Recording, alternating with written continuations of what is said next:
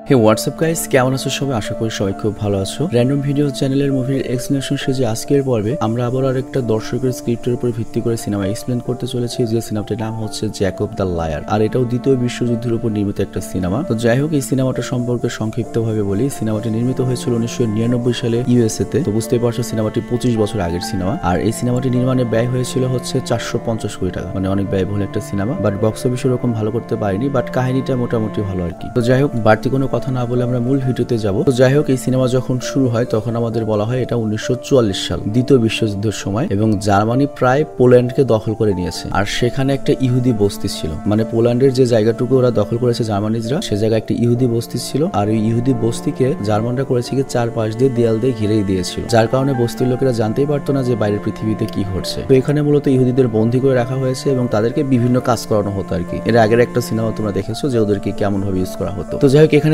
Jacob নামের একটা লোক ছিল, আর সে পেশায় একজন দোকানদার ছিল, কিন্তু এখন তো মনে করো রিফিউজি ক্যাম্পে বন্দী। তো চারদিকে হঠাৎ করে সাইরেন বেজে ওঠে, যে কারণে লোকজন ছুটোছুটি করতে থাকে। আর এগুলো হচ্ছে সব দেয়ালের বাইরে। বাট জ্যাকব তো রিফিউজি ক্যাম্পে, সে দেয়ালের দিকে এক দৃষ্টিতে তাকিয়ে থাকে, কারণ অনেক মাস হয়ে গিয়েছে সে জানে না দেয়ালের ওপাশে কি রয়েছে বা কি ঘটছে। মানে ওদের পুরো দুনিয়া থেকে আইসোলেট করে রাখা হয়েছে, ঠিক যেরকম এখন প্যালেস্টিনিয়ানদের চারদিক থেকে আইসোলেট করে রাখা হয়েছে। মানে ওদের কাছে কোনো ধরনের বাইরে থেকে খবর আসতে দেবে না, ওরা মনে করো মানুষই না। তো যাই হোক, তখন একটা খবরের কাগজ উড়ে সেখানে চলে আসে, আর জ্যাকব সেই খবরের কাগজটা নেওয়ার জন্য ছুটতে থাকে। বাট তখন একটা জার্মান সৈন্য তাকে দেখে ফেলে। মানে আসলে ও খবরের কাগজটা ধরতে ধরতে বাইরে চলে এসে ফেলেছিল, রিফিউজি ক্যাম্পের বাইরে চলে এসেছিল, যেখানে আসা তো সম্পূর্ণ নিষেধ। তো এই জন্য ওদেরকে ঊর্ধ্বতন কর্মকর্তার কাছে জবাবদিহিতা করতে হবে যে কেন সেই কারফিউর মধ্যে বাইরে বের হওয়ার চেষ্টা করেছিল। তো এরপর জ্যাকবকে সে অফিসারের ঘরে পাঠানো হয়, যেখানে তার জবাবদিহিতা করতে হবে, কিন্তু অফিসার ঘরে ছিল না। বাট জ্যাকব তখন সেখানে একটা রেডিও দেখতে পায়, আর রেডিও থেকে খবরে ভেসে আসছিল যে রাশিয়ান সৈন্যরা পোল্যান্ডের খুব কাছে চলে এসেছে, তারা আর মাত্র 400 কিলোমিটার দূরে রয়েছে। মানে খুব শীঘ্রই এখানে রাশিয়ানরা সে আক্রমণ করে ওদেরকে হয়তো মুক্ত করে নেবে। বাট তখনই সেখানে সেই জার্মান অফিসার চলে আসে এবং তিনি জ্যাকবকে বলেন, তুমি এখানে কেন এসেছো? তো এখানে আমি বিষয়টা বুঝিয়ে বলি। ওরা তো নর্মালি থাকে হচ্ছে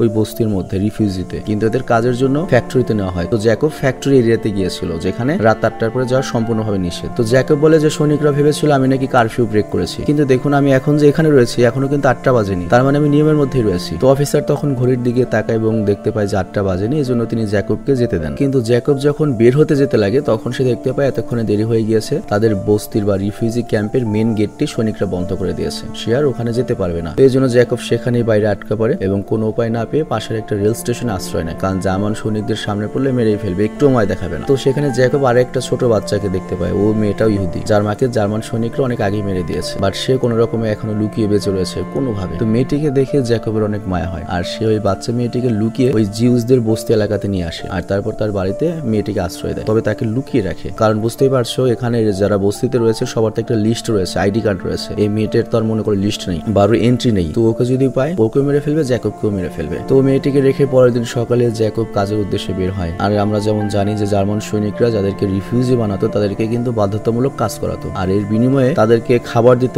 বা টাকা দিত বা কুপন দিত। তো ওদের দিত হচ্ছে কুপন, আর সেই কুপন জমা দিলে ওদেরকে কিছু খাবার দেওয়া হতো, বাট পরিমাণটা খুবই অল্প ছিল। আর এখানে যত জিউস লোকেরা ছিল, ইহুদি লোকেরা ছিল, তারা সবাই হতাশাগ্রস্ত ছিল যে এইভাবে বেঁচে থেকে কি লাভ, আমাদের বরং মরেই যায়। কিন্তু জ্যাকব যখন কাজে যায় তখন মিশ্রা নামের একটা লোককে দেখতে পায়। মিশ্রাকে দেখে অবশ্যই তোমার পরিচিত মনে হচ্ছে, এক্সম্যানের ভাই আর কি, উলভারিন। আমি নিশ্চিত নই নামটা উলভারিন কিনা, তবে চিনতে পেরেছো চেহারা দেখে হয়তো। তো যাই হোক, সে ক্যাম্প থেকে পালানোর জন্য মাটি ঘুরছিল, বাট জ্যাকব তাকে বাধা দেয় এবং বলে বাইরের পৃথিবী আরো কঠিন, বাইরে যুদ্ধ হচ্ছে, তুমি এখানেই থেকে যাও। কিন্তু মিশ্রা কোনোভাবেই জ্যাকবের কথা মানছিল না। তো এই জন্য জ্যাকব এখানে ওকে সাহস দেওয়ার জন্য বলে, আমি রেডিওতে শুনেছি রাশিয়ান সৈনিকরা মাত্র 400 কিলোমিটার দূর অবস্থান করছে, তারা খুব শীঘ্রই এখানে চলে আসবে এবং এখানে আক্রমণ করলে তো জার্মানরা হেরে যাবে, তারপর আমরা মুক্ত হয়ে যাব। তো এই কথা শুনে মিশ্রার একটু ভরসা আসে এবং সে জ্যাকবকে বিশ্বাস করে। কিন্তু এরপর একজন জার্মান সৈনিক চলে আসে আর সে মিশ্রাকে মারতে থাকে, কিন্তু মার খাওয়ার পরও মিশ্রার মুখে হাসি ছিল। এর কারণটা হচ্ছে কি, ওর মনে একটা আশার আলো জেগে উঠেছে যে খুব দ্রুতই মুক্ত হবে। আর মিশ্রা এটাও ভাবতে থাকে যে জ্যাকবের কাছে নিশ্চয়ই রেডিও রয়েছে, তা না হলেও জানলো কি হবে। আর এখানে উল্লেখ্য,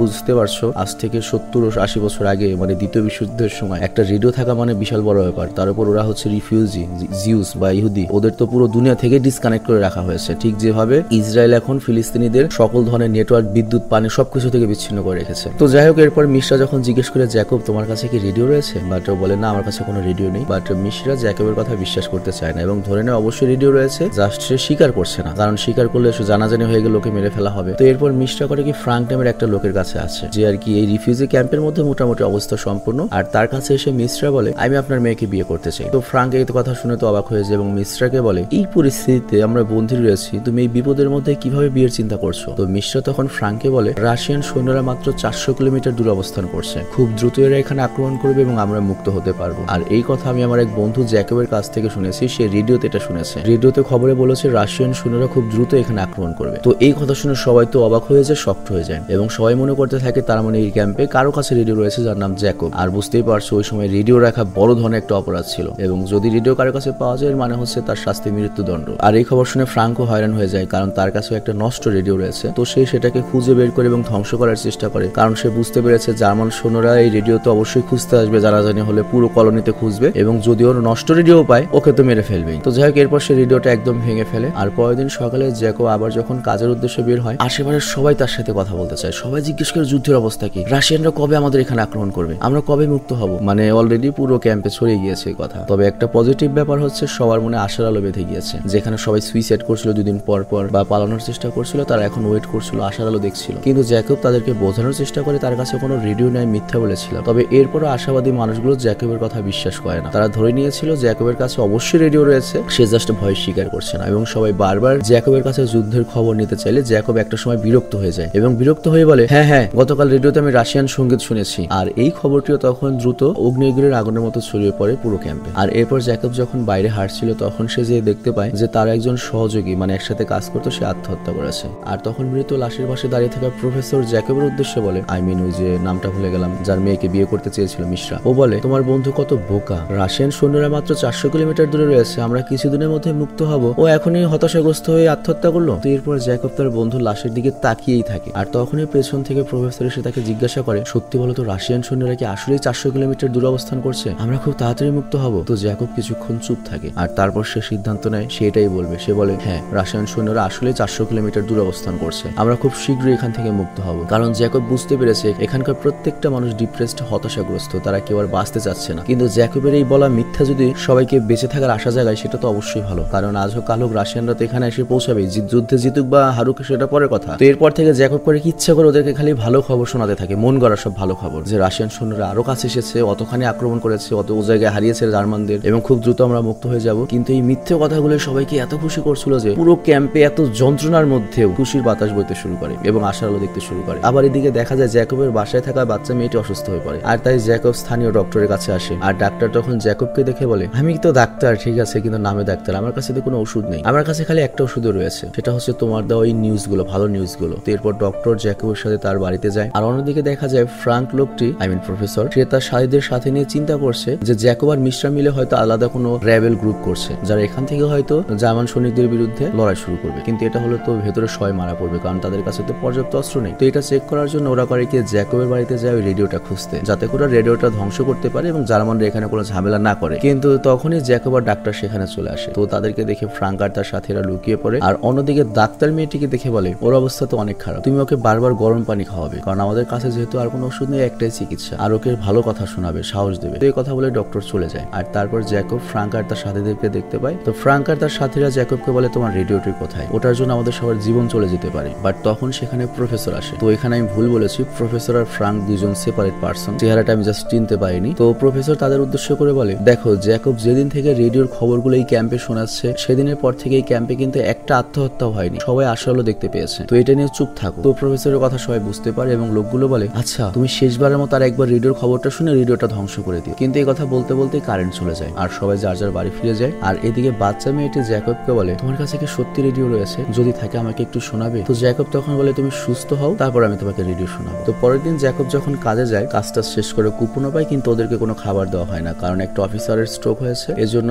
ওইটা নিয়ে ব্যস্ত সবাই, ওদেরকে খাবার ছাড়াই বাড়ি ফিরে আসতে হয়। আর এদিকে ওর বাড়িতে থাকা মেয়েটি সুস্থ হয়ে গিয়েছে, কারেন্টও চলে এসেছে, এজন্য মেয়েটি জ্যাকবকে বলে, আমি এখন রেডিও শুনতে চাই। কিন্তু তখনই ওর দরজায় কেউ কড়া নাড়ে। আর জ্যাকব তখন মেয়েটিকে দ্রুত লুকিয়ে ফেলে, কারণ তোমরা তো জানোই মেয়েটিকে তোর সামনে রাখা যাবে না। তো জ্যাকব দরজা খুলে পাগলা মিশ্রাকে দেখতে পায়। তো ও জ্যাকবের কাছে রেডিও শুনতে এসেছে, কারণ কারেন্ট এসেছে। তো মিশ্রা জোরাজোরি করে ভেতরে ঢুকে একটু গোয়ারে টাইপের দেখতেই পাচ্ছ, কিন্তু ও যখন ভেতরে এসে দেখতে পায় যে টেবিলের উপর দুটো প্লেট রাখা রয়েছে, যে কারণে তার বোঝার আর বাকি থাকে না যে এখানে জ্যাকব ছাড়াও আরো কেউ রয়েছে। তো মিস্টার জ্যাকবকে বলে, তুমি এখানে কাউকে লুকাচ্ছ? জ্যাকব বলে, দেখো আমি বাড়তি কিছু বলবো না, কাল তোমাকে সকল সত্যি বলবো, তুমি এখন এখান থেকে যাও। তো মিশ্রা মেনে চলে যায়। আর মিশ্রা চলে যাওয়ার পরে জ্যাকব মেয়েটিকে নিয়ে যায় বেসমেন্টে আর মেয়েটিকে একটু দূরে চেয়ারে বসায়। আর তারপর আড়ালে গিয়ে সে ওই মক টক ইউজ করে রেডিওর আওয়াজের মতো করে নিজে কথা বলে অন্যভাবে আর মেয়েটিকে বোঝাতে থাকে সত্যি রেডিও চলছে এবং ভালো ভালো খবর শোনায় মেয়েটিও খুশি হয়ে যায়। আর তারপর জ্যাকব আর মেয়েটি নাচ করে খুশি দেয়। তো এখানে আমরা কিন্তু জানি যে অনলি জ্যাকব জানে আসল সত্যটা কি, আর কেউ কিন্তু আসল সত্য জানে না, সবাই কিন্তু মিথ্যা আশায় বেঁচে রয়েছে। তো পরের দিন জ্যাকব বাসা থেকে কিছুটা লুকিয়ে বের হয়, কারণ সবাই তার কাছে এখন খালি নতুন নতুন খবর জানতে চায়, তার কাছে নতুন আর কোনো মিথ্যে বলার কিছু নেই। কিন্তু এখানে যেটা হয়েছে, এখন লোকেরা নিজেরাই বিভিন্ন ধরনের খবর বানাচ্ছে। তুমি বিষয়টা বুঝতে পারছো, ছোট্ট একটা খবরকে মানে ছড়াতে ছড়াতে কেমন হয়ে যায়। তো যাই হোক, এরপর সবাই মিলে প্রফেসরের বাসায় মিটিং রাখে, আর মিটিংটা ছিল যে তাদের মধ্যে থেকে লিডার কে হবে। তো সবাই জ্যাকবকে ভোট দেয়। তো জ্যাকব এখন লিডার, আর লিডার মানে বোঝো দায়িত্ব অনেক বেশি। আর তখনই মিশা নামের সেই ছেলেটা এখানে চলে আসে, আর তার কাছে একটা পিস্তল ছিল, সে একটা পিস্তল পেয়েছে। তো সবাই জ্যাকবকে বলে এখন আমাদের করণীয় কি। তো জ্যাকব জানায় আমাদের সিগন্যালের অপেক্ষা করতে হবে, তো এই জন্য আমার কথার বাইরে কেউ যাবে না। আর এরপর সে মিশার কাছ থেকে বন্দুকটাও নিয়ে নেয়, কারণ এই হারামজাদা যদি একটা গুলি করে কোনোভাবে, তাহলে জার্মান সৈনিকরা এখানে চলে আসবে, সবাইকে মেরে ফেলবে। কিন্তু এরই মধ্যে জার্মান সৈন্যরা চলে আসে, সবাই যার যার মতো লুকিয়ে পড়ে। তো জার্মান সৈন্যরা মূলত প্রফেসরকে এখানে নিতে এসেছিল, কারণ সে অনেক বড় একটা হার্ট বিশেষজ্ঞ ছিল। আর আমরা জানি গতকালই একজন জার্মান অফিসার হার্ট অ্যাটাক করেছে, তো তাকে দেখাবে। কিন্তু প্রফেসর যাওয়ার আগে তার স্ত্রী তাকে একটা বিষের বোতল দিয়ে দেয়, কারণ তার স্ত্রী বুঝতে পারছিল তার স্বামী হয়তো আর ফিরে আসবে না এবং সে হয়তো এমন বিপদে পড়বে, তখন এই বিষের বোতলটির প্রয়োজন হতে পারে। তো প্রফেসর ওদের সাথে গাড়িতে করে যেতে থাকে, আর তারপর প্রফেসর সেই অফিসারের কাছে আসে এবং দেখতে পাই অফিসারের অনেক বড় একটা স্ট্রোক হয়েছে। তো তখন ওই জার্মান অফিসার প্রফেসরকে বলে তুমি যদি আমার জীবন বাঁচাও আমি তোমাকে এখনই মুক্ত করে দেবো, আর যদি না পারো আমি এখনই অর্ডার দিয়ে যাচ্ছি তোমার সাথে থাকা সকল লোকদের মেরে ফেলার জন্য। আর আমি এটাও জানি তোমাদের ক্যাম্পে একটা রেডিও রয়েছে, ওরা ভেতরে ভেতরে বিদ্রোহ করার চেষ্টা করছে। তো জার্মান অফিসার তখন নিজের হার্টের ব্যাপার বাদ দিয়ে প্রফেসরের কাছে জানতে চায় ওই লোকটির নাম বলো যার কাছে রেডিও রয়েছে। তো প্রফেসর তখন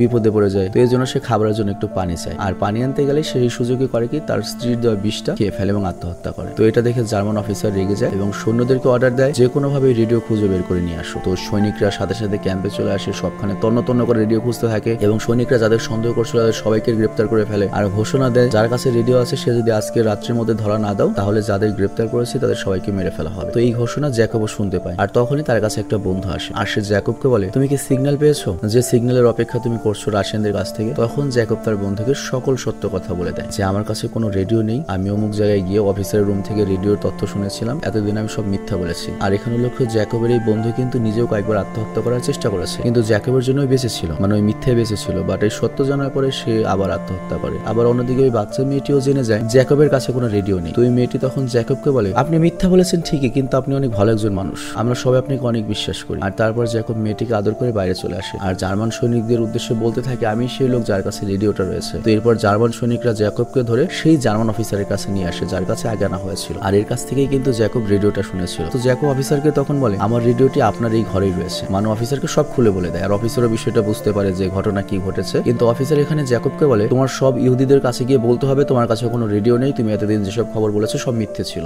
জ্যাকব রাজি হয়ে যায়। তো পরের দিন জ্যাকবকে মঞ্চে আনা হয়, কিন্তু জ্যাকব যখন তার চোখের সামনে এতগুলো আশাবাদী মানুষের মুখ দেখতে পায় তখন জ্যাকবের মন ঘুরে যায়। সে ভাবে আমার মিথ্যার জন্য যদি ওরা ভালো থাকে তাহলে মিথ্যাই থাকুক। সে সবার উদ্দেশ্যে বলে আমাদের জয় খুব সন্নিকটে, রাশিয়ানরা খুব দ্রুত এখানে এসে আক্রমণ করবে এবং আমাদেরকে চিরদিনের জন্য এখান থেকে মুক্ত করে নিয়ে যাবে। তো এই কথা শোনার পরে জার্মান অফিসার করে কি জ্যাকবকে গুলি করে সেখানেই মেরে ফেলে। আর তারপর জার্মান সৈন্যরা ওই রিফিউজি ক্যাম্পের সকলকে গ্রেপ্তার করে এবং সবাইকে ট্রেনে ওঠায় যাতে করে একটা জায়গায় নিয়ে গিয়ে গণহারে মেরে ফেলতে পারে। তো ট্রেন যখন চলতে থাকে কিছু দূর যাওয়ার পরে সত্যি সত্যি রাশিয়ানরা ওই ট্রেনটিকে ঘিরে ফেলে এবং রাশিয়ান সৈনিকরা ট্রেনের সবাইকে বাঁচিয়ে নেয়। আর এরই মাধ্যমে জ্যাকব নিজের জীবন দিয়ে যে মিথ্যাটা বলে গিয়েছিল সেই মিথ্যাটা সত্যতে পরিণত হয় এবং অনেকগুলো মানুষ যারা সুইসাইড করতো, যারা ডিপ্রেসড হয়ে মারা পড়তো, তারা বেঁচে যায়। তো সিনেমাটি এখানেই শেষ হয়। তো এই সিনেমা সম্পর্কে আমি সংক্ষেপে কয়েকটা কথা বলি। সিনেমাটা অবশ্যই মানবিক, তবে মানবতা জিনিসটা হয়েছে কি এখন জিও পলিটিক্স, ধর্ম, লোকাল পলিটিক্স বা ভোট এগুলোতে ভাগ হয়ে গিয়েছে। মানে আমরা মানুষ হিসেবে কাউকে বিবেচনা করি না, আমাদের আইডিওলজির সাথে যদি কারো না মিলে সেই মানুষ না। যেমন তুমি এখানে দেখো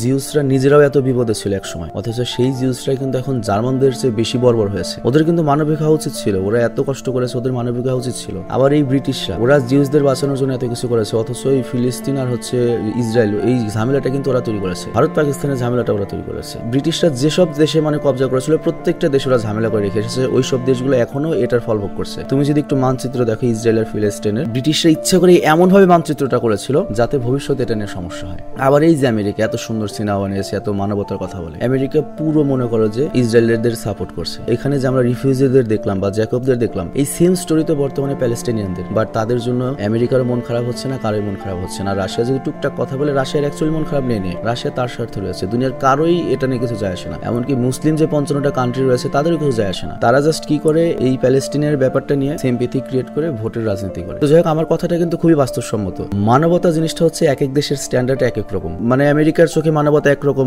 আমেরিকার চোখে রাশিয়া খারাপ, ইউক্রেনে হামলা করেছে, কিন্তু ইসরায়েল যে হামলা করেছে তোমার ফিলিস্তিনের উপর বা এত বছর ধরে জ্বালাচ্ছে, এটা নিয়ে কোনো সমস্যা নেই। তো এই জন্য রাশিয়ার যে পররাষ্ট্রমন্ত্রী সে বলেছিল যদি ইউক্রেন রাশিয়া যুদ্ধ নিয়ে আপনার ঘুম না আসে, আমার কাছে খুব সুন্দর একটা সলিউশন আছে। আপনি মনে করুন যে রাশিয়া হচ্ছে আমেরিকা, আর মনে করুন ইউক্রেন হচ্ছে ইরাক, আফগানিস্তান, সিরিয়া, ভিয়েতনাম। আর তাছাড়া রাশিয়ান পররাষ্ট্রমন্ত্রী এটাও বলেছিল যদি আপনার ঘুম নাই আসে, আপনি এটা ভাবুন যে ইসরায়েল হচ্ছে রাশিয়া আর ফিলিস্তিন হচ্ছে ইউক্রেন, তাহলে আমার মনে হয় আপনার খুব সুন্দর একটা ঘুম হবে।